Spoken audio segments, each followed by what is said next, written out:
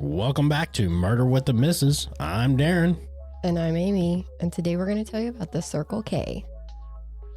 Don't forget to smash that like button. Check out the description for the links of all of our podcast platforms, Cash App, and Buy Me a Coffee. Like, share, subscribe, and don't forget to tell your friends.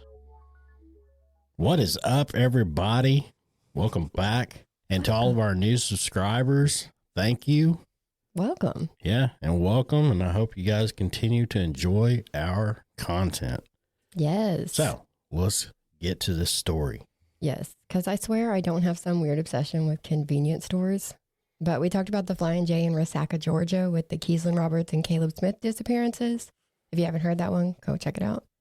And now we need to talk about the Circle K in Naples, Florida. Man, I remember the Circle Ks. Do you? Yeah. Oh, yeah. They had them all over Oklahoma. That was Not like, anymore. They was huge before like Quick Trip and all that, you know, because you had Circle Ks and then 7-Elevens. Yeah. I remember 7-Elevens. Yeah. No, they had Circle K right there in Coweta. Did they really? Absolutely. Don't remember that. Yeah. They had a Circle K right there by Roy's. Okay. And then they had a 7-Eleven over there by, Come and Go, which none of you guys listening know. It was a 7-Eleven, then it was a Come and Go, and now it's a Maverick. Exactly. Yeah. Well, that's what I'm saying. So when Come and Go and Quick Trip came in, you know, they kind of went away. Yeah. So They gone. now anytime you go, you see Circle K's like in Texas, and you'll still see 7-Elevens in Texas too. Really? I want to go get a Some, Slurpee. not a lot, but there's some. Nice. Now, if you recall from the Flying J episode, they couldn't find a link between Keeslin and Caleb other than that they disappeared from the same Flying J within 2 days of each other. But for these two disappearances from the Circle K's, they do have something in common. So let's get into it. Let's do this. Do it. Terrance Williams was born to a young mother, Marcia. She said that they basically grew up together, so they were kind of best friends. As Terrance grew up, he had 4 kids of his own. And just to address this at the beginning, he had a little trouble with the law. He'd been in trouble for driving under the influence, trespassing, and spent a little time in prison for aggravated robbery. Marcia says that 27-year-old Terrance worked in construction, but also had a job at Pizza Hut, so he was grinding. On January 11th of 2004, around midnight, he went to a party at a coworker's place. He left the next morning around 6 a.m., so now we're on Monday, January 12th, and this is the last time they would see him.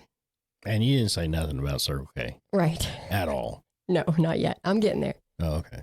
He did have a roommate who noticed that he hadn't come home, so he called around to the hospitals, but no one with Terrance's name or matching his description has been brought in. Terrance was driving around in a 1984 white Cadillac, even though he didn't have a license. So the roommate called the jails too, just to see if maybe he got picked up for that. But there was no Terrance. Tuesday, friends and family kept calling around. I'm telling you, they're calling morgues. They're calling junkyards. They're calling everything, everybody. Wednesday, Marcia had to leave work to keep searching for Terrance. She felt like she just couldn't be at work while her son was out there somewhere. That's understandable. Mm-hmm. She had talked to him every day, sometimes several times a day. So this was very out of character. She went to Pizza Hut and found out that by this point, he had missed 3 shifts. So friends and family start bombarding the dispatch at the sheriff's office on Thursday, January 15th. And they sent someone to take a statement from Marcia. From a series of phone calls, Marcia finds out that the car is at the tow yard and that it had been towed from a cemetery. And then when she talked to the people at the cemetery, they said that Terrance was seen being put in the back of a patrol car. So she went back to calling the sheriff's office.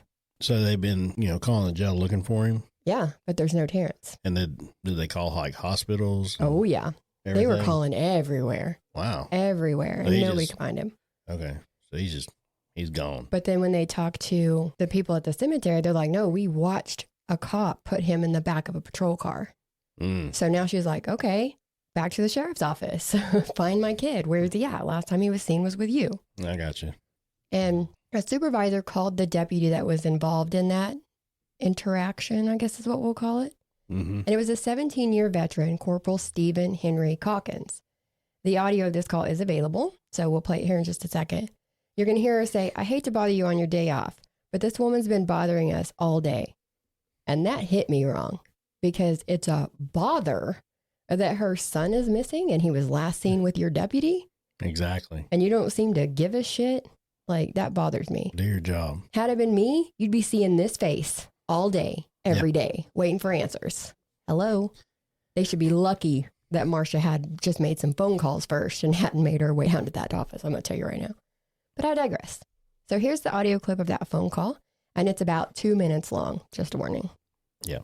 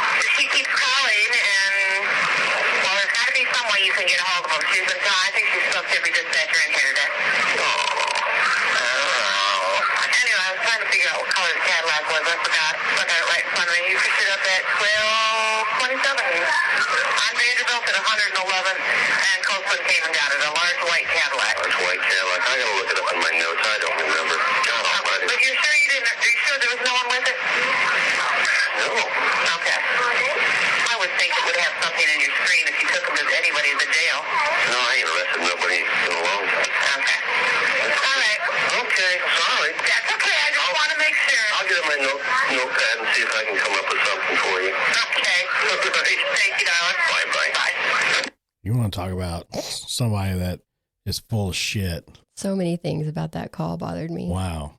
I mean, between the Mickey Mouse laugh at the beginning. No lie. And then him being, oh, she's talked about every deputy in this office. And he's like, oh, really? And the fact that she mentioned that, didn't she in that call, didn't she mention that somebody had seen him? Yes. The people at the cemetery said they saw you put him in the car. And he denied it. Yep. No, I ain't arrested nobody. Mm-hmm. He don't even remember the car. He doesn't remember anything about it, according to him. I have to go back to my notes and see, what. I mean, she gives him where it was, Vanderbilt and 111th. It was on Monday. He didn't remember none of that. And that bothered Marcia big time. Because how many white Cadillacs did you find in a cemetery that week? Like, exactly. That kind of sticks out. Ugh. It's not like, there's just thousands of freaking white Cadillacs, just especially older ones. Exactly. That are just out running around. But you'll also hear in this call that he says he never arrested nobody and there was nobody with the car. So keep that in mind. Marcia kept calling. Like, this was not okay for her. So she kept on. So Corporal Steve was called again later that day. And this time he remembered having that white Cadillac towed. Now here's the audio from the day he had it towed where he had the VIN number ran. So, he spent some time with this car. It's like, this is another problem. And it's a little over 3 minutes long. It is. So just stick with us, and we're going to listen through this audio. And guys, sometimes it's hard to hear. I had to enhance it and everything because it was kind of muffled and everything. So if it's a little crackly and everything, I'm sorry. But there's still a lot of stuff you can't make out on this call. But you're going to hear some key points. Yeah, you're going to hear a lot of stuff, and you're just going to. It's very unprofessional. Very is the nicest way I could put it. Yeah. So anyway. Listen to the audio. Stick with us. Yes, this is 1 Alpha 30 North Davis. Could you run a bin for me, please? 30 bucks. Should I give you 30 bucks first? How about 20? Easy.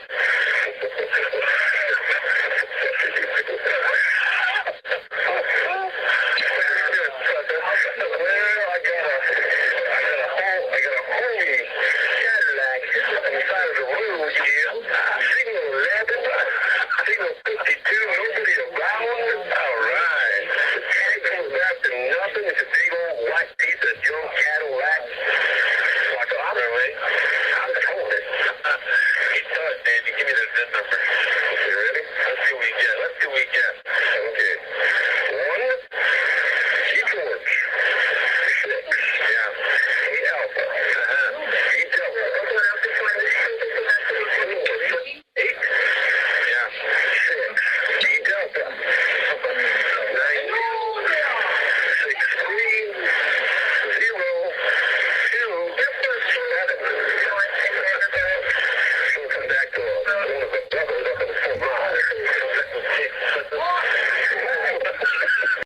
going to stop it just for a second. I hope I can kick it back on. But the way he's just joking around, Mm-hmm. and, it's just ridiculous. Oh, yeah. And I don't know. It's just real unprofessional the way he's handling this whole deal. But this whole thing is just not right. No. So I don't know if it's going to let me. Yeah, maybe. Someone come back to Rasmussen up there 4 miles. Who's that? It sounds right. Turn southeast. Coming back to 1983 Cadillac, shoot on white collar. Thomas and Thomas, Mark, Martin 010 Street southeast. Looks like negative on that street. I don't know why. Negative signal 10 or signal 5. Really? Yeah, that's here. Yep. It's a Golden Gate car. It's a Golden Gate car. There's no sign 1028 car. It's a home car, we just drive it, man. Don't follow no rules. We're just driving it. Anyway, you can send a hard copy to me on that, buddy? Yeah. He's here to send it to the mail. Send it to the mail, please. I'm good. Yeah, send me record 2010. Here's Copeland tolling already. Oh, wow. This is already. Hey, he needs a $20 tip. Oh, man. Like Cadillac, keys are over there. All yours, I'll get it done in a second, okay? Where is this car anyway? I'm at the cemetery here at the corner of Vanderbilt and 100 Linden. Oh, yeah? Just praying. Praying to the Father. Maybe he's out there in the cemetery. Yes. Thank you. I get a car will be going. Yeah, really. I'm going to block the road about an inch off the road, you know. Good. My little grab this. I got to run. I'll talk to you later. All right, man. Thanks, Dave. Bye. Man, Yeah. you want to know why there's so much hate in this world? Because of jackasses like that. Yeah. And They I exist. mean, good night. And when I say that there are good cops and there's bad cops, this is another reason why. Yeah. Why are you a cop? Why? And, to sit there and say, oh, this is a Holmes car, whatever. Yeah. We don't follow no rules. I know plenty of people of all colors that drive Cadillacs. Oh, yeah. Old, of new. all years. Yep.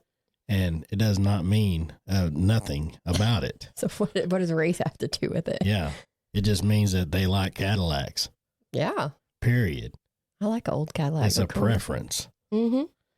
So in case you didn't understand any of that, this was him calling dispatch to run the VIN at 12:49 p.m.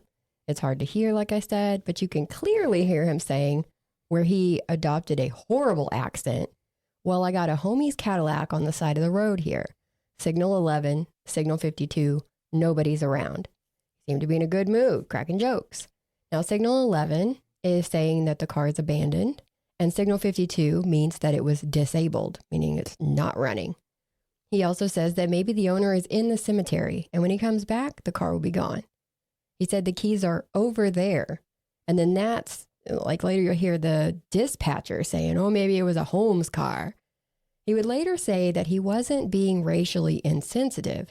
He was just joking around with a friend. Sure, buddy. That's how Sure. my jokes go.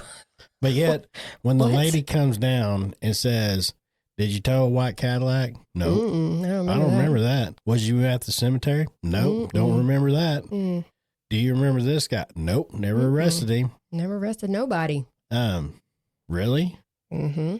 Yeah. You're on audio stating the Cadillac, where you was, everything. Mm-hmm. But in the call where he ran the VIN number, he mentions nobody. He says nobody's around. Okay. Maybe the guy's in the cemetery. You Give know, you it's that like, one. But for now. everything else, he did. Yep. And so whenever she asks him and he says, no, I don't know what you're talking about. Suspicious. Red flags. Very suspicious. Yep. And both of them got reprimanded for this call. Once they went back and listened to it. Reprimanded. They should have been fired. Oh, I'll get there. Now, the dispatcher admits that they did use inappropriate slang. So, yeah. They've both said, okay, yeah, we shouldn't have said those words, you think? Steve goes on to say, the tag came back to nothing. It's a big old white piece of junk Cadillac. I'm towing it. It was 8 days after the car was found, so on January 20th, that they had him come in and actually write up a report. He hadn't even wrote up a report on this. What? He said he didn't even want to write the report. They made him do it. So he wasn't even planning on writing up a report on this. Yep. Now, here's what his report said. At approximately 12:15, which witnesses say that it was before 10 a.m., sometime between 9 and 10 in the morning, while on patrol, he observed a older model white Cadillac southbound on County Road 901. So he saw it driving. He saw it driving. It originally made it sound like he had found it abandoned. Exactly. Now, because remember he said, maybe when the guy comes back, it'll be gone, right? Yeah, but I mean, the whole thing is like, oh, it's abandoned, but the keys are over there. The keys are over there. Okay. What? So it's not. There's more. Hang on. It wasn't stolen. No. Well, it could have been with the key. People still carts with keys. Well, I mean, anyway, I'm not going to get into all that. So his formal report is a lot different than these phone calls. He said the vehicle appeared to be having problems, and he motioned for the driver to pull over. Okay. So now he not only saw the car driving, he saw the driver. And he was the one who made the driver pull over. See where? The driver pulled into the parking lot of Memorial Gardens Cemetery. The driver said he had just bought the car and it was not running right, and now he was late for work. Now, note here that his mom bailed the car out from the tow yard and drove it home, saying that there was nothing wrong with the car. Started up and ran. Started up and drove it right home. Okay. He asked Corporal Steve to give him a ride to work. We'll throw in here, too, that Marcia said Terrance couldn't stand the cops, so he never would have asked a cop for a ride. He even knew that he needed to pull over in that cemetery parking lot so that he had witnesses, because in case you've never seen police brutality in real life or racial discrimination or, what cops like to do, sometimes, not all, you do that. You do things like that. You want to be in a well-lit area. You want to have witnesses around. You need it. Yeah. And that's how Terrance was. He needed someone else to see what was going on. And luckily he did. Now, Steve offered to call him a cab. I mean, he's not an Uber after all. And the driver said he couldn't afford one and asked Steve again to give him a ride to work. It was just up to the Circle K on Wiggins Pass Road. I thought he was a construction worker and worked at Pizza Hut. Right. He didn't work at Circle K. Okay. Now, Steve put him in the back of his patrol car and took him to the Circle K, letting him out on the south side of the building. Steve told him he better make plans right away to get his car, and the driver said he would take care of it.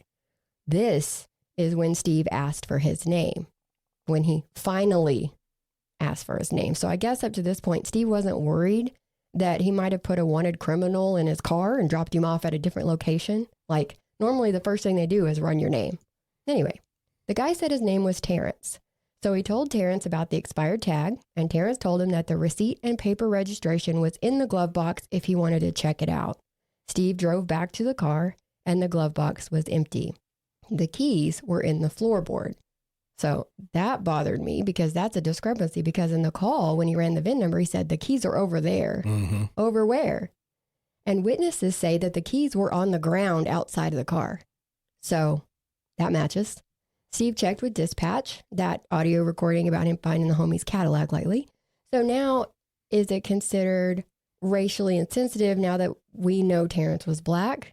Yes, absolutely. Because at first, we didn't know what color Terrance was. Now that we know he was black and this cop is calling him racially, or calling him a homie's car and a Holmes car, like that shows that he had interaction with this guy. He knew this guy was black. So yes, he was making a racial statement. Yeah, basically he's targeting him. 100%. Yeah. But that's how he found out that the tag on the car had expired in 2001 and it wasn't registered. So there's nothing to show that it was in Terrance's name. Steve called the Circle K and found out that no one knew of a Terrance, much less one that worked there.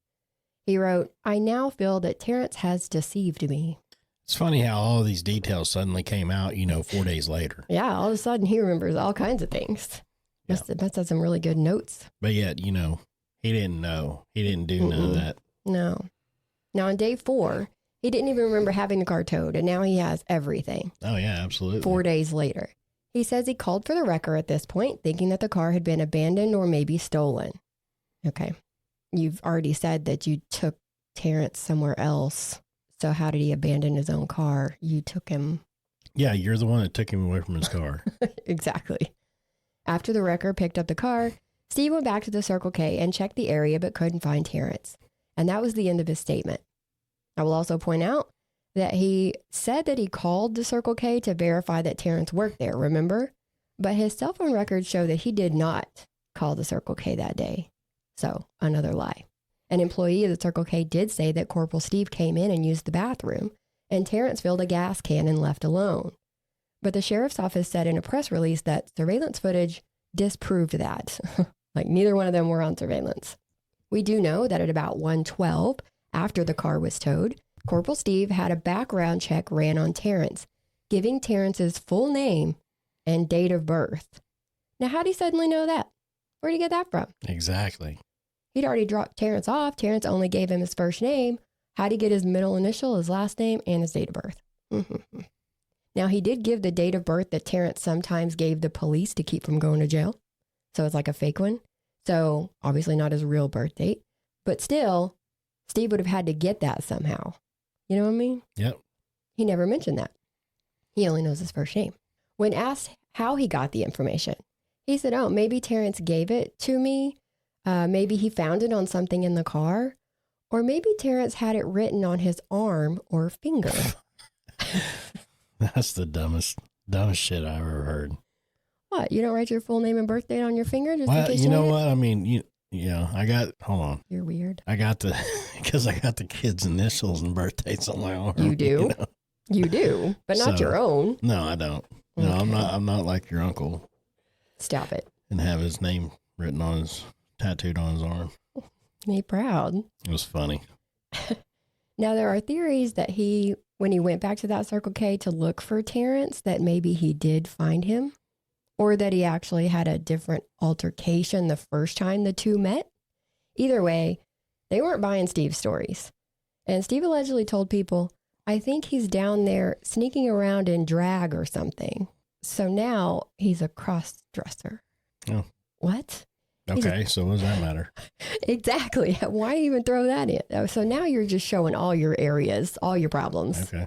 He's a top-notch dude.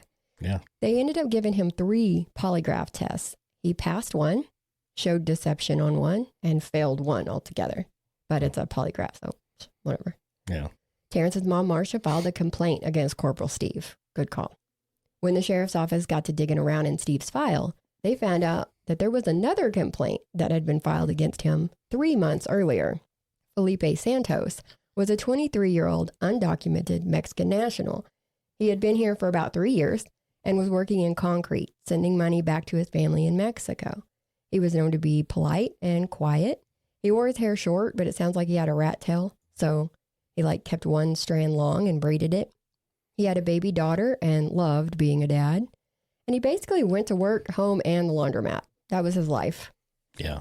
And so just for reference, who's watching the video and everything, we've got the missing poster up on the left. It shows Terrance and then Felipe.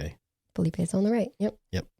On October 14th of 2003, Felipe and 2 of his brothers were on their way to work at 6:30 in the morning. Felipe was driving when his white 1988 Ford Tempo hit another car by the Green Tree Shopping Center. Though it's not really clear who exactly caused the accident, but nobody got hurt. Hell, there was minor damage to the cars. They pulled into a gas station parking lot, and it was Corporal Steve who decided the accident was Felipe's fault, and he put Felipe in the back of his patrol car for reckless driving and driving without a license or insurance. Later that day, Felipe's boss called to post his bail, only to find out that Felipe had never been booked in. Really? Really? And this is after? This was 3 Terrance's? months before Terrance. Oh, before. Yeah, this is what they're finding out now. Oh. Yes. So we got us a Serial. serial killer. Mm. Serial killer. Did you get that out? Yeah. I know I kind of got tongue tied on that. You did. You know. In another deputy's report from that incident, it says, I was informed that Deputy Calkins took Felipe to the Circle K gas station at 10996 Winterview Drive. Boy, this fucking Circle K is busy. This is a different one. Oh, it's another one? Yeah, it just seems like Corporal Steve likes the Circle K. He must be getting him a big gulp. No, because he's not in any of the surveillance footage. Oh, okay. Deputy Calkins knew that the clerk at the Circle K would translate for him to obtain Felipe's information for the crash report and citations. Felipe does not speak English. This is also a good place for Felipe to use a telephone and wait for a ride because his vehicle was towed. Deputy Calkins obtained the information needed, issued Felipe citations, and left him there to call for a ride. Now, why he took him a couple of blocks down the road to that Circle K is unknown. They were in a damn gas station parking lot to begin with. Yeah. The foreman from the job they were working on was on his way to pick up Felipe's brothers, and he did pick them up. So why take Felipe down a couple of blocks to find his own ride? Like, it's not even adding up. Because only Steve says that he dropped him off at that Circle K. Nothing they have found has proven that he did. So they can't track his car? So this is 2004 and 2003 at this point. They didn't have that yet. They couldn't track his phone. They couldn't track his car.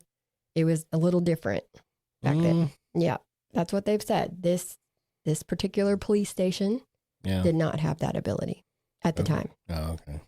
Corporal Steve says that Felipe was polite and cooperative, so he just let him out at the Circle K, and he last saw him walking towards the payphones.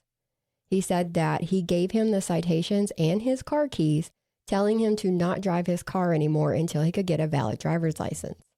Now, another thing to point out, the signatures on the citations that he gave Felipe that day don't match Felipe's handwriting. So, okay. All right. They're all different, and none of them look like Felipe's. Steve then had a time of unsupervised random patrol before reporting to take a statement from someone at a hospital. According to the timeline given by the brothers and the other person in the accident, it would have had to be about 2 hours of unaccounted for time after he took off with Felipe. Now, like I said, they couldn't track his phone, they couldn't do anything, but they could see how much he worked that day. And they see that Corporal Steve worked a partial shift that day. He left work early, and no one knew why. Okay. Anyway, the other driver in that accident also said that Steve was irritated with Felipe's lack of paperwork, saying he was tired of pulling people over that didn't have a license. He seemed agitated and annoyed. In fact, one of his cop buddies later said what made Calkins really angry was these Mexicans or blacks that were uninsured or driving with no license. Good night. Well, come to Oklahoma, buddy. There's plenty of white people riding dirty. Like, it's not a race thing, I promise you. Yeah. I promise you. I swear. Nobody we know, though. Just there's plenty of people here that don't have licenses or anything. Exactly. You just gotta watch your ass. Exactly. Yeah. Now, once they found out that Felipe wasn't arrested and he never came back, one of his brothers filed a missing person report and that complaint against Steve. The sergeant who handled the internal affairs investigation said he questioned Steve, saying whenever I asked him a question, he would go directly to the report and just start reading from the report or whatever memo he wrote. He was pretty much like reading from a book, instead of just, talking to me. Tell me in your own words what happened. But Steve was cleared of any wrongdoing, and the police said Felipe was in hiding because he was afraid of being deported. So, did they even look into it? They never talked to his brothers or his common-law wife, Apollonia. The Circle K had cameras inside but not outside, and Felipe was not caught on any of their footage. Reading through a lot of the reports, there is talk about a couple of searches for both men over the years. Several places. I mean, they did search a lot of places if it's correct. Some sightings that didn't pan out, like, I saw Terrance the next day at Circle K, but then when they go pull the footage and go through it, there's no Terrance on that footage. So it's like things like that. They had bodies that would turn up, but they would be able to exclude Terrance and Felipe from them. And there were also tips that came in saying it was widely known in the area that cops take people out to the Everglades and they never come back. Yeah. They did search parts of the Everglades, but that's some sketchy shit out there. So they did what they could, but there's just too much in them swamps. In 2017, a tip came in from someone claiming they used to work with Steve at a convenience store back in the day, and Steve would cringe when a minority came in. They also said that Steve told them he belonged to the club, and they had meetings in Fort Myers, Miami, and Fort Lauderdale. Well, like the KKK? Don't know. He just called it The club. Sounds great. Okay. The investigator asked around, but they never found out what club he was talking about. Of course, they're not going to talk about it. In that call where he called it the homie's Cadillac, he also said that maybe it was a Golden Gate car. And I tried to Google that, but it's not pulling up as slang for anything, but it's got to be something. Maybe it's something more local. So if anyone knows what that means, I need to know. So please let me know. Yeah. And now what do we know about Steve? Looking through his personnel records, I saw that after he graduated from high school in Illinois, he was self-employed as a grain farmer for about 13 years. He became a security guard at a nuclear power plant for about 4 months, and then moved to Florida and applied to be a deputy a few months later. He listed 1 speeding ticket on his paperwork, so he had a squeaky clean record. He worked road patrol for just over 5 years before being transferred to youth relations. In his performance appraisal report 2 months later, he wrote, "It will be nice to get away from road patrol. If I wanted to get called out in the middle of the night, I would have joined the SRU a long time ago. Field force will be great for young deputies. I need to take care of my family at night. I am 46 years old and have seen enough. I have the nightmares to prove it." Oh, he was getting fed up. Sounds like it. And that was 3 or 4 years before Terrance and Felipe. So he was not happy. He did get transferred to youth relations on May 22nd of 2001, but was back to the North Naples district by June 18th. So not even a month later. Otherwise, Naples, Florida. Yeah, that's where this is. Naples. Oh, yeah. Otherwise, he had a lot of good jobs and attaboys on his report cards. He got a field interview top 10 award, 2 life-saving awards, and a safe driving award. But he was tired, boss. Tired. Yeah, dog tired. In 2001, weirdly, he stopped arresting people. Remember when he said in that call, "I haven't arrested nobody in a while"? Yeah, that's because he stopped arresting people in 2001. He took a man to jail in August, and that was it. He would go on to write almost 400 incident reports and didn't arrest a single person after that. Hell, he was only writing like 1 ticket a month for a lot of that time. The sheriff's office was shocked when that was pointed out to them. They didn't even notice, or maybe they just didn't give a shit. Mm-hmm. Also around this time that Terrance and Felipe disappeared, they started finding tickets that Steve had written that he had never turned in. The people never showed up for court and never paid the tickets, meaning there was no proof that these were real interactions that he had with people. An old cop buddy had said that Steve felt like it was just a revolving door. They'd be back out on the streets before the cops could finish the paperwork. One of these possible fake incidents was on the day that Terrance disappeared, just before 2 p.m., opening up his timeline of inactivity for that day. So if it wasn't real, then that means that he was working on stuff involving Terrance from around 10 a.m. until he actually responded to a house alarm going off at 2:51 p.m. That's a big old gap. Plus, if Terrance left the party at 6 a.m. and didn't go home, where was he for 6 hours? Like if it was noon when he pulled Terrance over or afternoon, what did he do for that 6 hours? There's a lot of unaccounted for time in this case, and I don't like it. Terrance and Felipe both had warrants issued for their arrests after they disappeared. Terrance's was out of Tennessee for failure to pay child support, and they talked about Felipe's in a letter from the Consulate General of Mexico in October of 2004 that said that Felipe's 2 brothers were not interviewed in the investigation, and that a warrant was issued for Felipe's arrest for failure to appear on the citation that Corporal Calkins claims he gave to Mr. Santos. So they're like, he wrote him a fake ticket, and then they issued a warrant for him for not showing up when Felipe, they think, never even got that ticket. So how would he know? He failed to attend because he disappeared after Corporal Calkins arrested him, not because he tried to avoid or had fear to appearing before courts. So even the consulate of Mexico is like, this is hinky. Yeah, I mean, it sounds like everybody can see that this shit ain't adding up. Everybody. Everybody sees that this is not right. Yeah. Now, Terrance's mom, Marcia, filed a civil wrongful death suit on behalf of Terrance's estate and his kids in 2018. Her lawyer missed the deadline in 2020 to file for trial, and they blamed it on the pandemic and other things. So the pandemic was kind of throwing everything out of whack for a long time. But in December of 2020, Steve was questioned, which allowed them to get more information. The point of the civil suit, which most civil suits like this, the point of it is to force that person to have to talk, to force them to have to answer questions under oath, and then you can use that in your criminal investigation. So they did get a little more information out of it. But in 2021, the judge said that they failed to establish excusable neglect, and she issued a final judgment that Terrance's estate and his kids shall take nothing from Deputy Steve.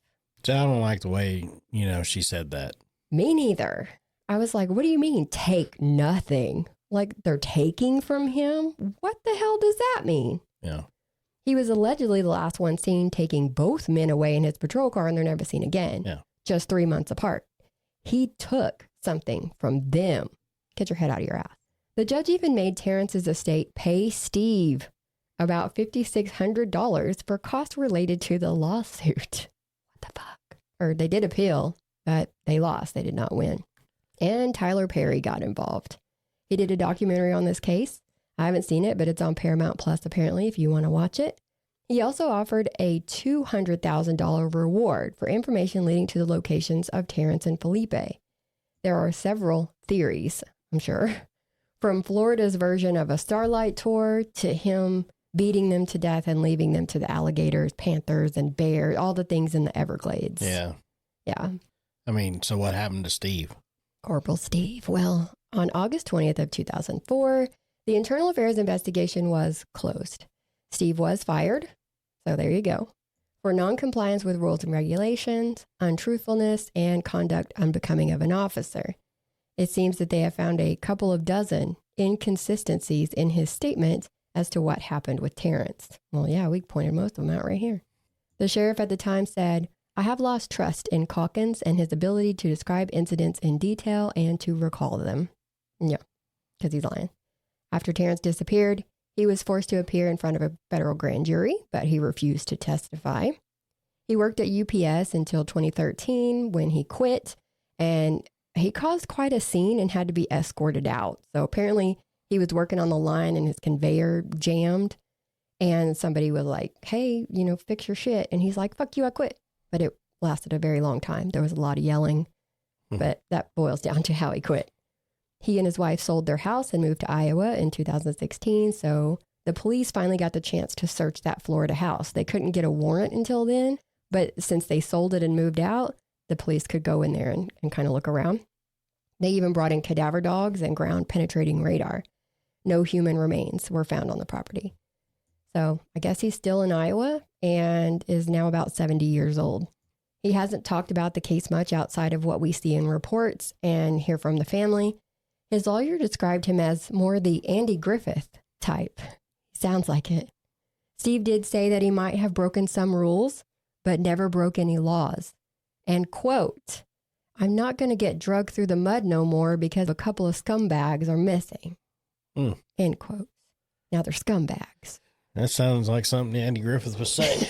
I mean, I could see him saying it in my head as I was reading it. Yeah. But anyways. So let's bring it back to the victims to close this out. Terrance is an African-American male around 5'8" tall and weighed 160 pounds when he went missing. He has brown hair and brown eyes. He has a T tattooed above his left chest, an ET tattoo on his right shoulder, and Terrance on his left forearm in red with blue highlights. See, he has his name tattooed on him too. Okay. He has a gold crown with the letter T on it on his upper right front tooth, and his left front tooth is solid gold. He has gold crown with the letter T right on his tooth? On his tooth. That's cool. Right? I was like, I wonder if I could get that. Anyways. That's different. He has a vertical scar on his right shoulder and a dark birthmark on the right side of his abdomen. He was last seen wearing a short sleeve shirt, blue jeans, and Timberland boots. He had diamond earrings and a watch with a silver band. The face of the watch is surrounded by white stones. Felipe is a Hispanic male who is 5'7" tall and was about 150 pounds at the time of his disappearance. He was last seen wearing a t-shirt, blue jeans, and boots. Yeah. There's not a lot about Felipe out there. But well, it sucks, because, whenever you say about the Everglades and everything, that's, probably something like that, It's something with the alligators or something, probably more than likely. A lot of the theories are, okay, well, he didn't have time to do all this. So some people theorize that he maybe had a place to hold them or had help. Yeah. Well, you said that on, what was it, Felipe, he took part of the day off. He only worked, like a half day that day. Left early that day. Mm-hmm. But, and it's like, whenever you said that Terrance pulled over to a busy place. Yes. So that's good. Witnesses. Yeah, that's really good. But then, you got other people, that are making videos and everything else, this is where you like distinguish like good and bad cops. You got the bad cops that you can tell when they come up to the window, they're fixing to start some shit. And got that air about them. And video it. You know what I mean? Whenever you're now, yes. Yeah, whenever you're doing it now, video it. Mm-hmm. But then you got some that are actually coming up and they're being really respectful and they're doing their job and they're doing what they're supposed to. And the person that got pulled over is being an ass. Yeah, they're a shit starter. They're sitting there videoing it and they're sitting there trying to, do this and that. And then they're wondering why they're getting arrested. Exactly. And they, all in all, even the good cops have to do their job. Mm-hmm. And most of the time, even the good ones will be more lenient, but you can tell them apart. Like we have them. Yeah. And I've gotten in arguments with them, but I've gotten arguments with them because they was assholes from the beginning. Same. And she's heard me yelling at them because they're going to get what they give. Very true. With me. But if they come at me and they're respectful, buddy, you're good to go. Well, even you do your job and I'll shake your hand at the end of it.